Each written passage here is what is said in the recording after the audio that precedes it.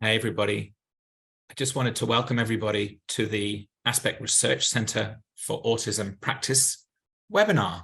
We're going to talk about social media, the conversations on social media, and what we can learn about autistic disclosure and burnout. Before we start, I'd really like to acknowledge the traditional custodians of the lands that we meet on today. We pay respect to elders past and present, and we acknowledge the continual connections of First Peoples with their culture and their country. And we really welcome any Aboriginal or Torres Strait Islander people with joining us on the webinar today. Okay, social media. I think something that has a terrible name, and probably rightly so, from doom scrolling to trolling, but maybe that there is opportunities for us to learn from the vast wealth of information that's out there, and potentially this could be a rich source of information and rich source of data. Our agenda today is we have 3 presentations, and then we follow up and finish up with our Q&A. Our first presentation is by Dr. Abigail Love, who's talking more generally around the use of social media. It's a sort of scene-setting and introductory presentation. Why should we start looking at social media? What kind of information is there? How does the autistic and autism communities use social media? And how can research make the best use of this rich source of information? Following from that, we'll hear from Dr. Chris Edwards, who will talk a little bit more about, particularly about disclosure or sharing information about autism in different sites and settings. We know it's an interesting and I think a difficult decision for people to make. And I think hopefully this work will help make that process easier and better. And what Chris has done is analyze 3 years of posts on Reddit and Twitter for information about this. And then finally, Jane Mantzalas will talk about what autistic people are saying online about burnout. And Jane has completed a procedure called data scraping, which sounds painful, and a thematic analysis of data from over 1,000 posts in different places from Twitter and Wrong Planet. So we should have, again, a rich source of information on that topic there. So welcome, everybody. We'll just do some quick introductions to our panelists, and then we'll get on with the presentation. So to start, we have Abby. Abby is a research officer at Aspect's Research Center for Autism Practice, trained as an educational psychologist, and has a strong focus on real-life implications of research in the areas of criminal justice, education, and adulthood. Chris is a postdoctoral researcher at ARCAP again. Chris has links with Griffith University and the Australasian Society for Autism Research, or ASFAR, and has written quite extensively about the topic of disclosure. I recommend reading the article on The Conversation, which is really good. There's also lots of good information on Aspect's website on this topic as well. And Jane is a PhD candidate at the Olga Tennison Research Center at the Trobe University. Jane's PhD is about burnout and really thinking about the characteristics of this and its underlying mechanisms as well.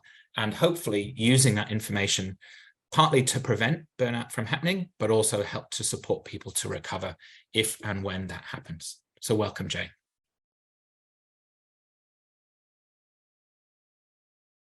Okay, we'll start our presentation now.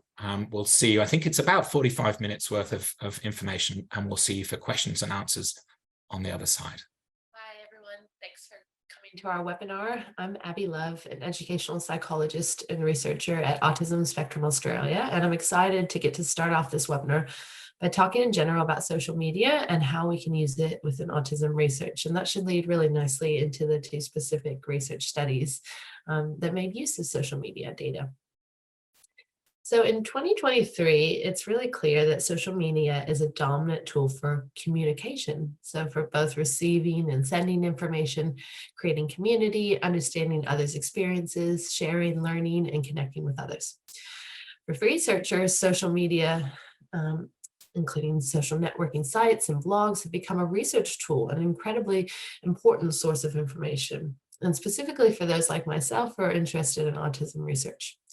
Today, I'll briefly introduce the idea of social media research, which for our purposes is the process of analyzing social media data to conduct qualitative or quantitative research. Data is extracted from social media sites and analyzed to understand common themes, topics, or to gather a response to a particular research question. I want to start by just highlighting a few of the features of social media research. Generally, and specifically in the examples that we'll share with today, data is pulled from social media platforms that can be publicly available. We know this isn't true for every platform, but again, for the ones that we're talking about specifically. This allows us to minimize that researcher involvement, and more importantly, gives us the option to gather data from an extended time period. We know how important longitudinal research and longitudinal studies are, so that we can look at how trends and conversation, discussion, perspectives change over time. And especially for a field like autism that is constantly changing, it's really important to look at our data across time. And social media data allows us to do that really naturally. I think, from my opinion, one of the best and most fruitful options for social media data is the fact that it minimizes the researcher involvement and bias. So it allows us to collect data and recruit for our studies without that researcher involved. It's free from censorship, from the control of the research team. It means there's no gatekeepers. This is from the data collection stage, obviously, because we know that the researchers are still involved in the analysis of data. But at that data collection and data recruitment stage, we don't have to have that researcher involvement. We're able to hear from multiple stakeholders. So a great example of this is if a research team wanted to investigate anxiety, let's say following COVID for university students, social media would allow the research team to gather perspectives from anyone who had something to say about that topic. So I can think of students themselves, parents, caregivers, siblings, teachers, leaders. All these multiple perspectives are able to be gathered at one time and with one fell swoop, where we know if we wanted to collect data from all those different stakeholders in a traditional research study where we would have to recruit in each of those groups in a really specific and unique way, it can become costly, time costly, price costly, researcher involvement.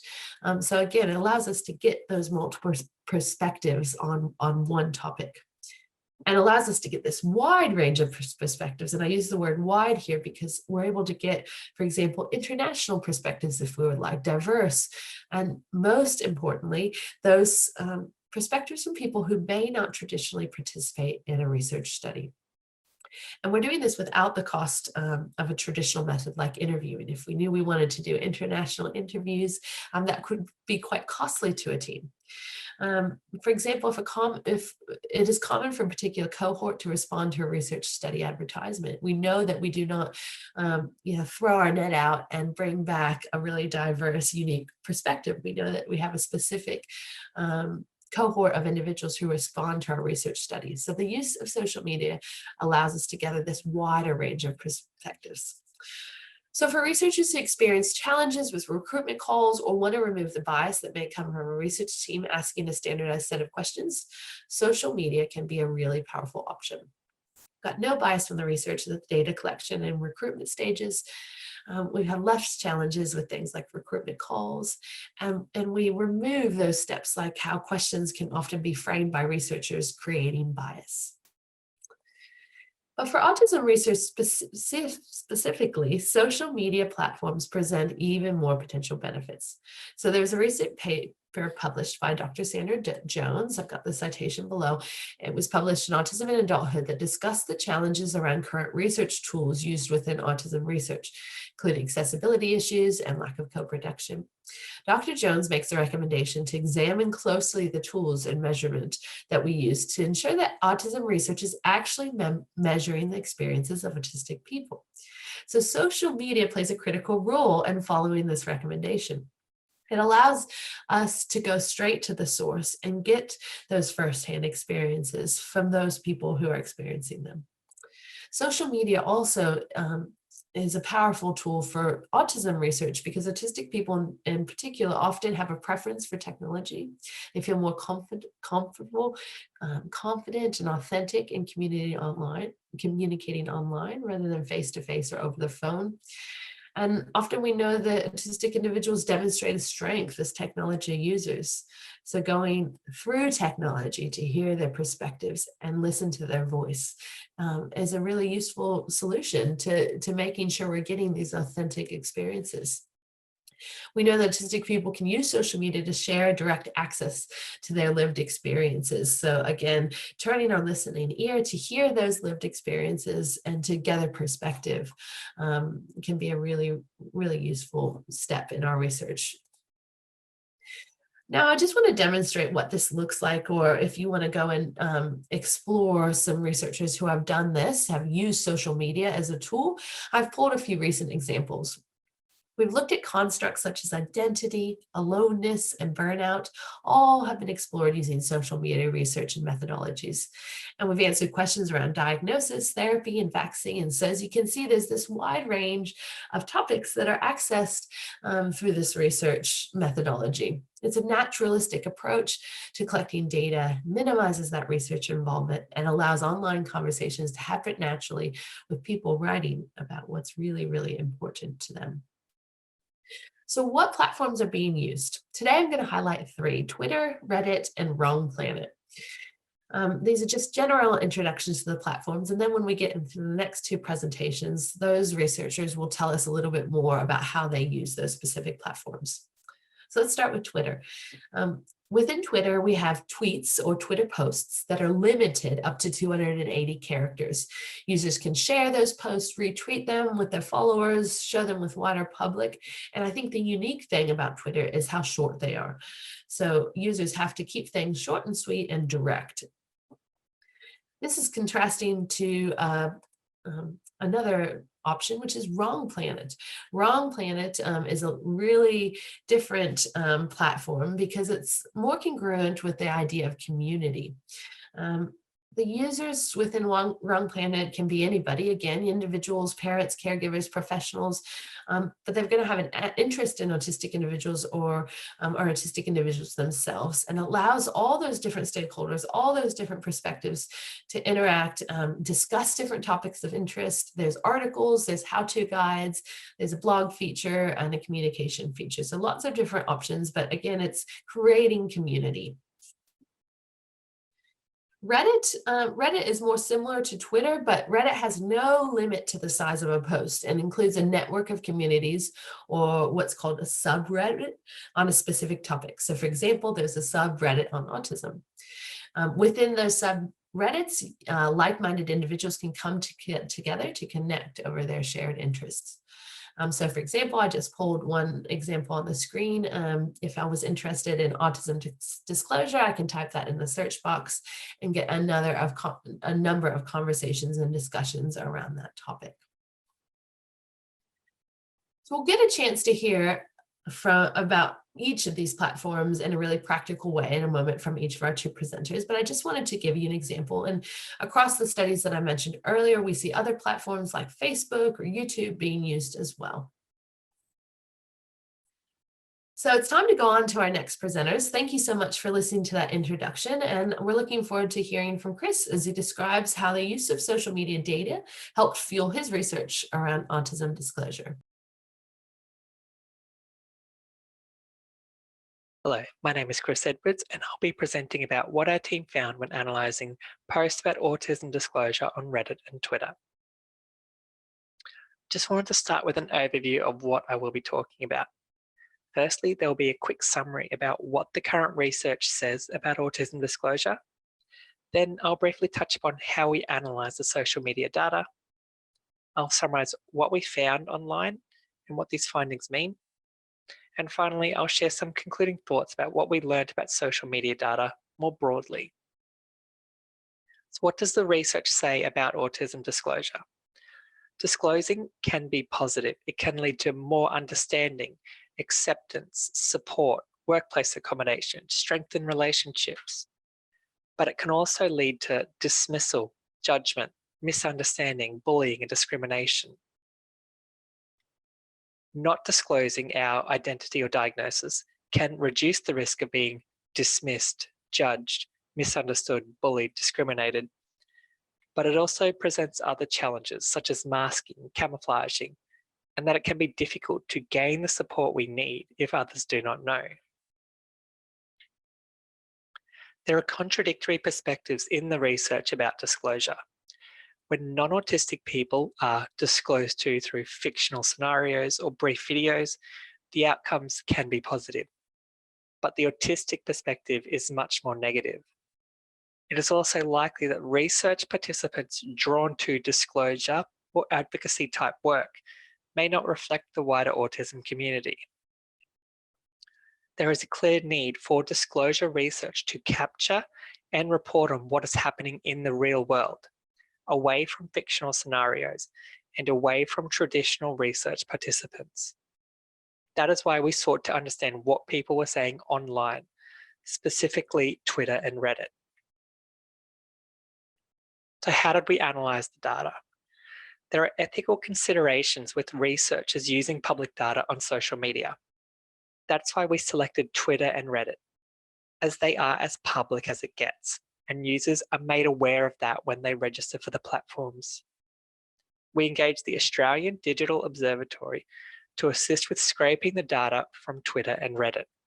So we initially scoped the project with them, proposed some search terms, and they provided some sample data so we could check the volume and relevance before going back and pulling that entire data set together. Initially, we had 5 years of data, but that was actually way too much data to manage. So we reduced it to the last 3 years for most of 2020 to 2022. And importantly, our users were both autistic and non-autistic, and it wasn't possible to know that unless they self-reported in their post. After cleaning and removing the irrelevant posts, we were left with just over 3,000 posts to analyze.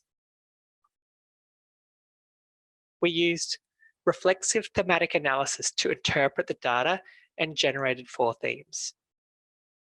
Theme 1 related to the entire results, as the majority of posts indicated that society does not understand autism. Theme 2 described how users wanted to be treated with respect and dignity and have privacy, whether there was disclosure or not. Theme 3 described how autistic professionals disclosing to their autistic patients, students, participants were often received positively, and how autistic public figures can help challenge these negative stereotypes. Theme 4 was Twitter specific and discussed how organizations and society need to assume more responsibility. So looking at the results in more detail. So Reddit and Twitter were filled with posts that showed how society does not understand autism. There were endless comments about people not being believed, being bombarded with cures for autism. And one person was even called a curse, a savage, compared to cancer. And these posts were everywhere. Workplace discrimination following disclosure was the most frequent topic shared by users, where disclosure was described as a barrier to employment, a cause of workplace bullying, and a reason behind loss of job. Users shared how disclosure led to an immediate rejection during job interviews, and the only way they could get a job and maintain a job was by hiding who they were. If I disclose it in an interview, I am immediately told I am not a good fit. If I disclose after, I am fired within a week. When in employment, users were reluctant to disclose because of comments like, "Ew, those people should not be allowed to work with the public." Or they disclosed and immediately lost responsibilities in their job. Disclosure was also seen as a reason for loss of job, either being bullied to leave or being dismissed shortly after disclosing. So there were no capability issues, no disciplinary, no offer to occupational health, nothing. It took them 3 days from when I submitted my autism paper to coming to conclusion to dismiss me. Disclosure was difficult with friends, family, and particularly in intimate relationships. Many users shared how disclosing ended friendships. All of my friends blocked me and kicked me out of their lives because they found out I was autistic. And one of them told me, "We don't want to be with someone retarded." The complexities and challenges of disclosing with intimate partners was the most common topic. Some users had given up on love, and others had relationships end. This example shows how society does not understand autism. Autism isn't contagious. Yes, I have had a date ask me that once upon disclosing my autism. In other instances, intimate partners wanted apologies for not being disclosed to sooner. He's hurt and angered that I didn't tell him I have ASD before starting our relationship, and he wants an apology. Users recognized the importance of disclosing in healthcare settings, but many were reluctant and thought it would result in a lower standard of care. There were negative disclosure experiences with GPs, psychiatrists, nurses, paramedics, counselors. It's a very long list. For instance, posts about nurses were common. Every time I disclose I'm autistic to a nurse, they always argue with me, like they take it as an invitation to debate my diagnosis. GPs were also discussed as not understanding autism and not understanding when autistic people disclose to them. "You're not autistic, we've been talking without an issue," or "people with autism don't feel emotions." Those words branded into my skull forever, my first time trying to disclose to my family doctor. The way that the media portrays and discusses autism contributed to a reluctance to disclose, particularly films and television shows. One user felt infantilized and stereotyped. This is why I still have issues embracing my autism and disclosing to others when talking about Sia's 2021 film Music. Rain Man was the most common reference shared by users. I can't count the number of insensitive, ill-informed reactions to me disclosing I'm autistic as a result of bad depictions. On a more positive note, users posted about disclosure as a way of helping other people understand them, providing that context so that we could understand each other a little bit better. I would rather disclose my autism than force eye contact.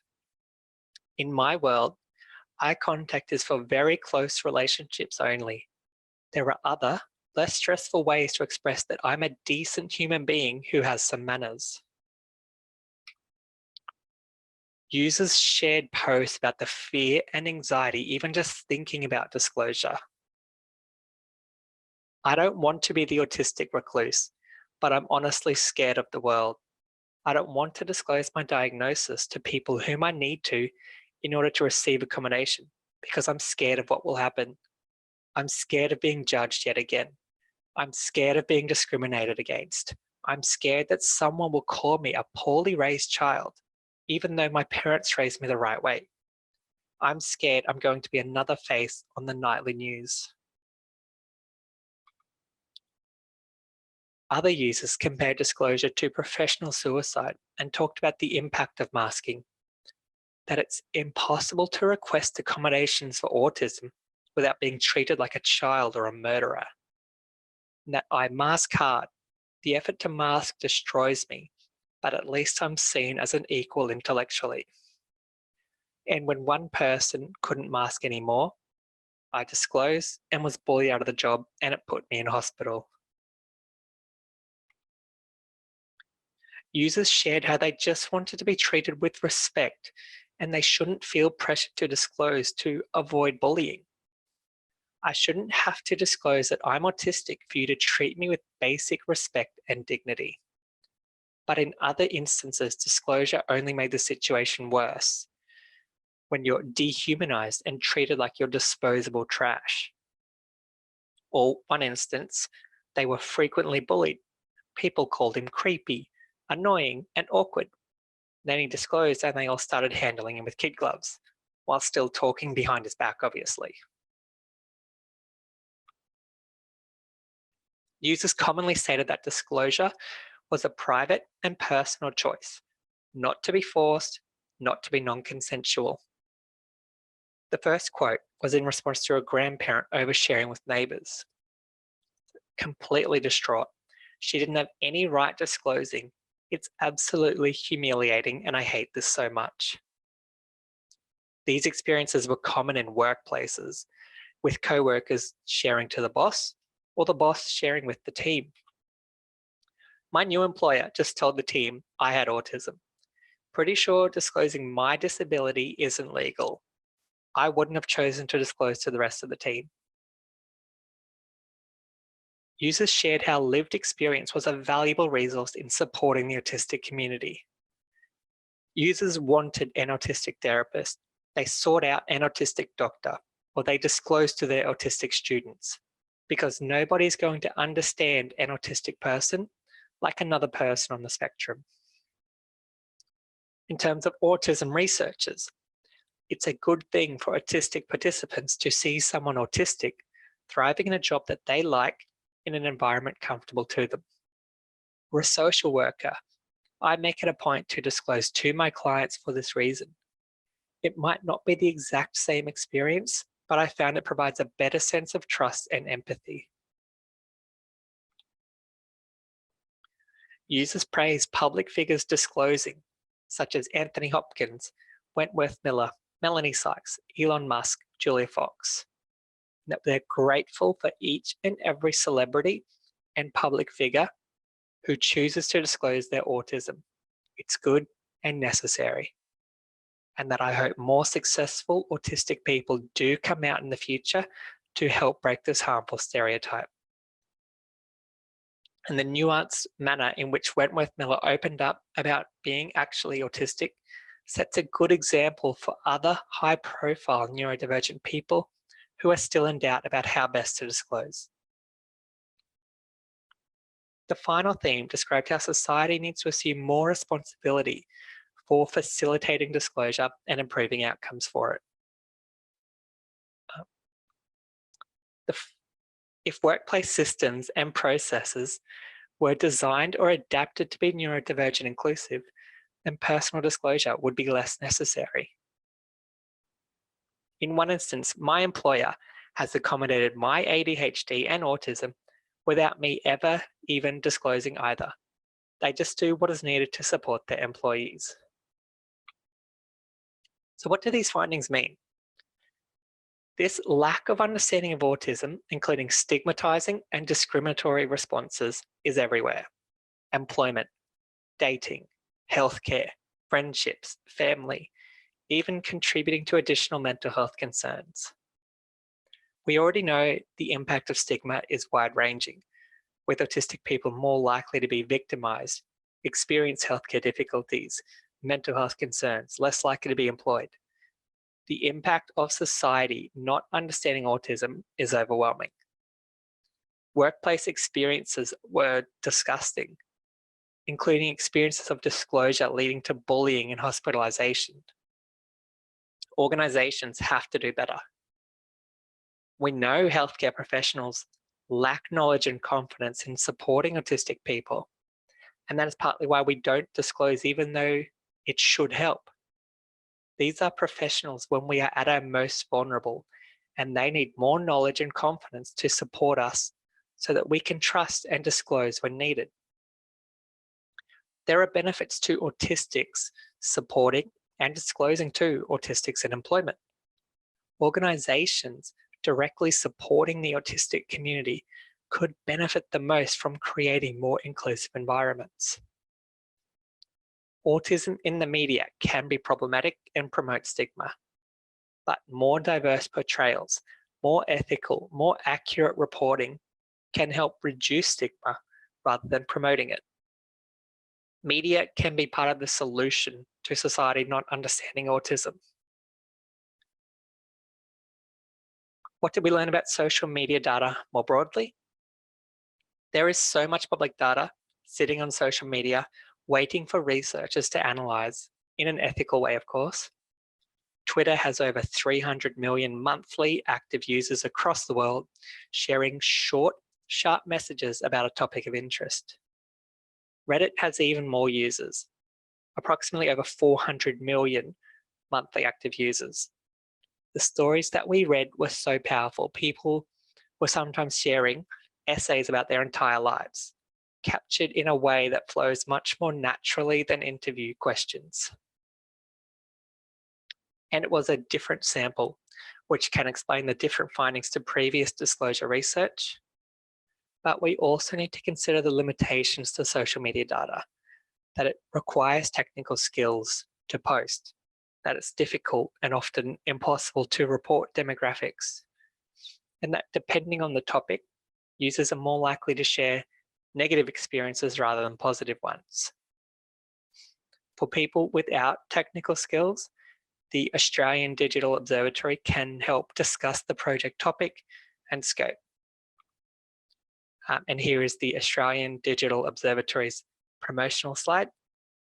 So they tackle the data challenges so that we can focus on the research challenges. Here are some references that I've used. And thank you.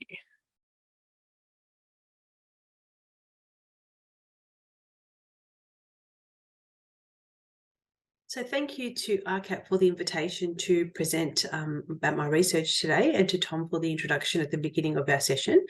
So I'll be discussing how I've used social media data to understand autistic burnout in my research. So just as a bit of background how I became involved in this type of research, I have a family connection to autism, and I joined some online groups to learn from autistic people and to make sure that I was being a positive and supportive advocate. And every day I noticed that people were struggling with something they called autistic burnout, especially in relation to masking, which is sort of conscious and unconscious strategies that autistic people use to either suppress autistic traits or to perform non-autistic behaviours in order to avoid negative consequences such as discrimination and stigma. Now, I was doing my honours thesis at that time, so of course I looked up some literature, but there was nothing to be found about autistic burnout. And then the next year, in 2018, there was a really successful Twitter campaign called Take the Mask Off, which spotlighted autistic burnout as a consequence of masking. And as you can see from the graph here that was taken from our paper, that in 2018, there was a really noticeable spike in the mention of autistic burnout on Twitter. In 2020, the first paper was published by Raymaker and colleagues, and as part of their methodology, they also collected around 200 tweets and analysed the 5 richest posts. We still have a lot to learn about autistic burnout, but what we know so far is that it is a state of extreme cognitive, physical and emotional exhaustion that is associated with stress from living as an autistic person in a predominantly non-autistic world. It affects all areas of a person's life. They can't push through. Burnout is an endpoint which has happened when the person has pushed through too much. Research suggests that autistic burnout is different to other types of burnout, and it's uniquely related to factors associated with being autistic. It can have a significant negative impact on the mental health, well-being, independence, and quality of life of autistic people, including suicidal thoughts and behaviours. It can be a chronic condition that often recurs when demands are high, and it can last weeks, months, or even years. And some people describe never having fully recovered from autistic burnout. And because burnout is associated with the loss of some skills, unfortunately, people talk about those skills being lost permanently. So in my research, when I began my PhD, I wanted to understand, many people's lived experiences of burnout to gain a really holistic view of what is it about, because as I said, at the time, there was no published research. So one of my supervisors suggested that we use data scraping, and we went and met with the Centre for Data Analytics and Cognition at La Trobe, who do amazing work in this space. And they used an algorithm to scrape data from Twitter and Wrong Planet that was posted publicly between 2005 and 2019. We had ethics approval to do this beforehand. And the two platforms were chosen because they represented very different types of discourse. Whereas, Twitter, you have those short instant messages and membership worldwide. Wrong Planet posts were more descriptive, they were longer, and it's an autism-focused forum. All of the posts were public. You didn't have to be a member to view them. And the data was collected in accordance with the Twitter guidelines, and also received permission from one of the Wrong Planet founders to collect the data. When it came to quoting the posts in the paper, I did seek consent from the participants if they had their DMs open or if they had an email listed on their public profile. However, being such a long sort of time span that the data was collected, a lot of people were not online anymore or had changed their username. And if I couldn't get consent directly, just checked through an internet search that the tweet or post couldn't be backtraced to them to protect their identity. This is the data collection and screening process that we used. So just some, simple search terms, and we collected over 17,000 tweets and 172 forum posts. But after cleaning and screening all those, we were left with just over 1,000 posts and 683 individual users that we used for data analysis. Oh, sorry. The data were analysed using Brown and Clark's reflexive thematic analysis methodology and using a critical realist framework. I read and interpreted the data using a neurodiversity lens, which sort of states that autism is just a natural form of human variation and shouldn't be cured or eliminated. I used a bottom-up or inductive approach when analysing the data. I didn't go into it with any predetermined codes. I just sort of let the data speak to me and analysed the posts at a semantic or surface level because I couldn't infer any meaning because I wasn't able to ask any follow-up questions afterwards. In vivo was used to code the data. And if you don't have access to something like the CDAC as we did, there is a Google Chrome extension called NCapture that you can add to in vivo that will allow you to collect data from online sources. Initially, after coding everything, I had 336 codes, which I then condensed or merged into 99 codes, and the large sample size was deemed sufficient for theme saturation. I identified 8 themes and 3 sub-themes, and then presented the findings to 2 autism researchers with lived experience of burnout, who reviewed the findings, offered their feedback and further insights, and one of whom was then made co-author due to their contribution. So this then is the paper that we published from that data. So I'll just talk to you briefly about the themes that we identified.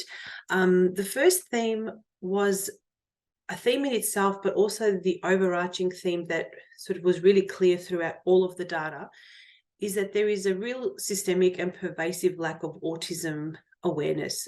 And that awareness is in all different types of systems, whether it be health, education, families, and social and employment. And this lack of awareness led to late or misdiagnosis of autism and a failure to meet people's needs, and placing unreasonable expectations on autistic people and not supporting them as they need to be. It increased the burden on autistic people, which then contributed to autistic burnout. And the sub-theme sort of dealt with then not only a lack of awareness, but a lack of acceptance and the real negative stereotypes, the stigma and discrimination faced by autistic people, which can then contribute to burnout because people felt pressured to pass as non-autistic using those masking strategies and feared outing themselves as autistic because of the perceived negative consequences. And that affected people's self-image, their confidence to advocate for themselves and to seek accommodations, and also contributed to internalized stigma. The second theme described how autistic burnout appeared to be a chronic and recurrent condition that was often first experienced in childhood or adolescence, and people seem to be more vulnerable to burnout during developmental transitions, especially that transition from primary school to high school and then high school and beyond. There was a lower threshold for stress. Once a person had experienced burnout once, they felt that they were more prone to experiencing stress and that their coping resources were depleted more quickly. And having experienced multiple episodes of autistic burnout appeared to have a cumulative impact on their resilience and well-being. The third and fourth themes talked about the direct and indirect consequences of autistic burnout, where the third theme talked about those really overt symptoms, the exhaustion, the inability to function, difficulties producing and processing other people's speech, a loss of previously acquired skills such as self-care skills such as bathing or cooking or driving, and a difficulty regulating emotions and more sensory intolerance. Autistic burnout also led to a decline in people's mental health and exacerbated existing co-occurring conditions. Whereas the fourth theme dealt with more of the ripple effect of autistic burnout, especially if the people had experienced burnout earlier in life, which had impacted their ability to complete their education, which then in turn limited their employment opportunities, and people described feeling that they had failed to reach their potential because they had experienced burnout early on. Burnout also appeared to affect people's relationships and in extreme cases contributed to homelessness and institutionalization. A theme that I didn't expect to find was that there were some positive outcomes of autistic burnout as well, especially where burnout preceded autism diagnosis later in life, because it allowed people to reevaluate their life, realizing that things that had happened to them, they weren't not being aware that they were autistic had led to these consequences, but knowing that they were autistic then improved their self-awareness, allowed them to care for themselves better, improved their self-advocacy, and provided a positive sense of identity. And also it created a pathway to connect with the autistic community and to make positive lifestyle and career changes. The sixth theme talked about how people's level of self-awareness and control over their environment influence their risk of developing autistic burnout. So we know through research that alexithymia and interoception difficulties are more highly represented in autistic populations than the general population, which can affect people's ability to name what they're feeling and to recognize symptoms in themselves when they're getting tired or hungry or fatigued, which can then lead to, I guess, delayed strategies to eliminate or to soften those things. And if a person has more control over their environment, such as, maybe you're wearing headphones to block out noise or sitting at the same workstation at work to, have that routine, familiarity, that was protective as well. And also being able to use stimming behaviors to self-regulate, which again ties into that discrimination and stigma, where if people are able to be themselves, it was protective. People talked about consciously using strategies to manage their energy and demands, things such as spoon theory or energy accounting, where every activity or demand was given, I guess, a level of energy that was required to complete that, and making sure that they didn't go into a deficit of energy for the day, which could lead to autistic burnout over time. Practicing social and sensory avoidance was helpful, and of course rest. Once a person is in burnout, that's really the only thing they can do. The seventh theme talked about masking and was really quite complex, and I called it damned if you do, damned if you don't, because it seemed to be quite a no-win situation for autistic people. On the one hand, masking did facilitate social inclusion and access to opportunities such as jobs and other things, but it was really exhausting and led to identity confusion and unrecognized support needs, because on the surface, people didn't appear to be struggling. However, unmasking, although that did reduce the cognitive strain of using those strategies, it often led to autistic burnout through a trauma pathway, you know, through bullying or ostracism. So whether a person masked or didn't, not masking didn't necessarily protect them from autistic burnout. And people describe trying to find a balance between masking to achieve their goals and unmasking around trusted individuals to reduce that burden. The 8th theme and sub-theme, they talked about really the autistic community as experts about this topic. I mean, the first mention that we found of autistic burnout in our data was in 2008.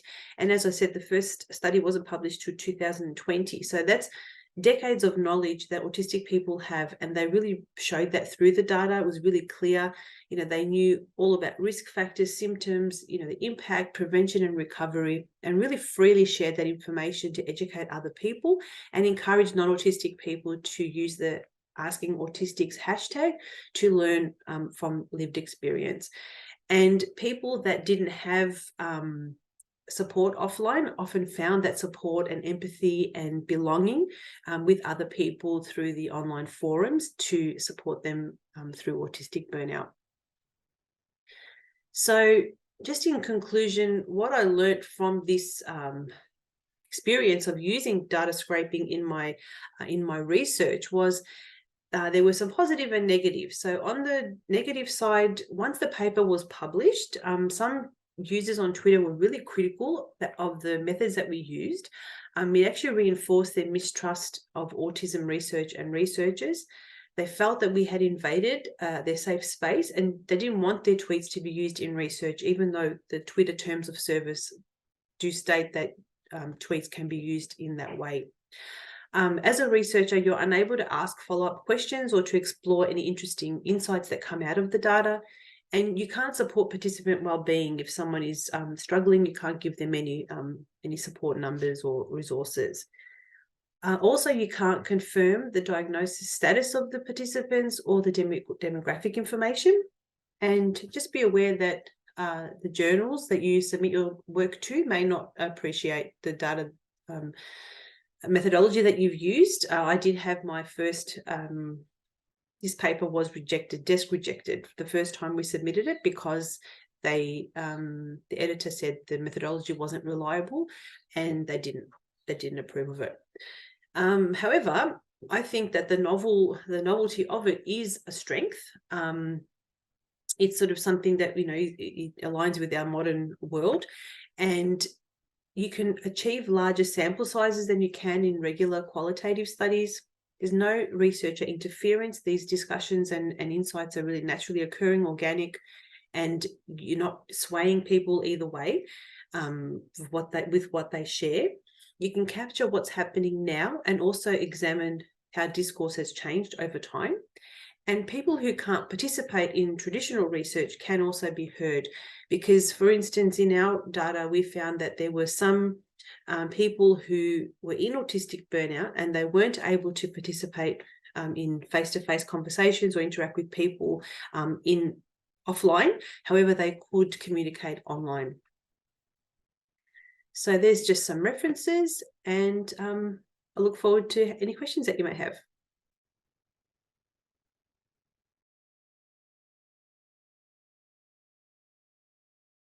Fantastic. Thank you so much to all of our presenters. If you could turn your microphones and cameras on.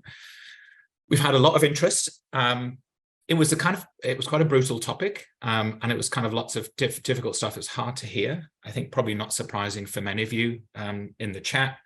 And kudos again for so many of those autistic leaders who put themselves out there and I guess are role models in terms of changing the world, changing the perspectives of non-autistic people out and about. We have a lot of questions. I've got a couple to start with, which I think I'll throw to you, both Chris and Jane, and Abby, just jump in if ever there's something that comes up.